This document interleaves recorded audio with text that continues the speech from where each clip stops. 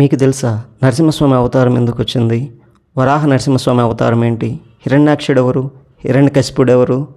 తెలుసుకోవాలనుందా? Hi everyone, this is Hari. Welcome to my channel. యుగాలు 4 అని చెప్పాను. వాటిలో మొదటి యుగం సత్యయుగం లేదా కృతయుగం లేదా ధర్మయుగం అని అంటారు. దీంట్లో ధర్మం 4 పదాలతో నడుస్తుంది. యుగంలోనే విష్ణుమూర్తి వరాహ నరసింహస్వామి అండ్ నరసింహస్వామి అవతారం ఎత్తి హిరణ్యాక్షుడు హిరణ్యకశిపుడు అనే 2 రాక్షసుల్ని సంహరిస్తాడు.